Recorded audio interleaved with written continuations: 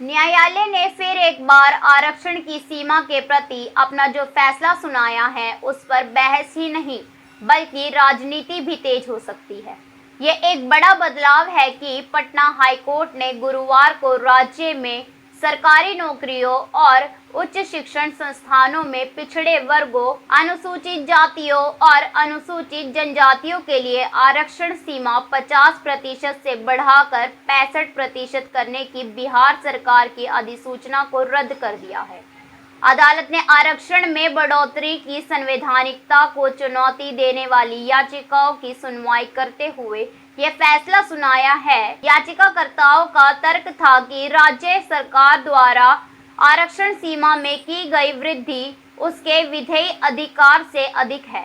Patna high court के मुख्य न्यायाधीश के विनोद चंद्रन की अध्यक्षता वाली खंडपीठ ने बिहार सरकार को फिर सोचने और नए कदम उठाने के लिए प्रेरित किया है। अदालत दृढ़ है कि कुल आरक्षण की सीमा 50% से अधिक नहीं होनी चाहिए।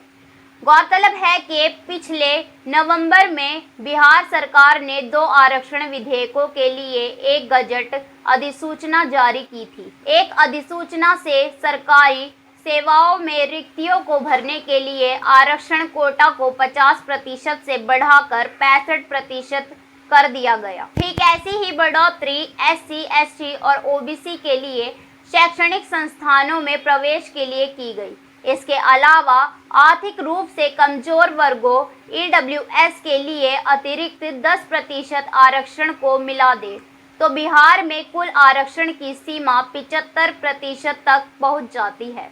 हालांकि अब बिहार सरकार को परेशानी उठानी पड़ेगी। ज्यादा आरक्षण देने की उनकी कोशिश पर अंकुश लग गया है। एक छोटी सी जात ऐसी है जो आरक्षण या आरक्षण की सीमा बढ़ाने के पक्ष में नहीं है, पर जिस हिसाब से लोगों की महत्वाकांक्षा और ज़रूरतें बढ़ी है उस हिसाब से आरक्षण की सीमा बढ़ाना ज़्यादातर राज्य सरकारों के लिए मजबूरी बनता जा रहा है। अनेक राज्यों में आरक्षण की नई मांग हो रही है, विरोध प्रदर्शन तक किए जा रहे हैं। अतः आरक्षण की राजनीति करने वालों के लिए यह समय अनुकूल है, पर जरूरत राजनीति से ऊपर उठकर देखने की है। दरअसल आरक्षण के इस पूरे विवाद को विस्तार से समझने और सुलझाने की जरूरत है। न्याय की दहलीज पर आरक्षण के कुछ फैसले बार बार ठिठक क्यों जाते हैं। बिहार, महाराष्ट्र जैसे राज्यों में आरक्षण की सीमा बढ़ने में समस्या है, पर तमिलनाडु में सीमा पार जाकर आरक्षण दिया जा रहा है। आरक्षण जरूर होना चाहिए और उसमें एकरूपता भी होनी चाहिए।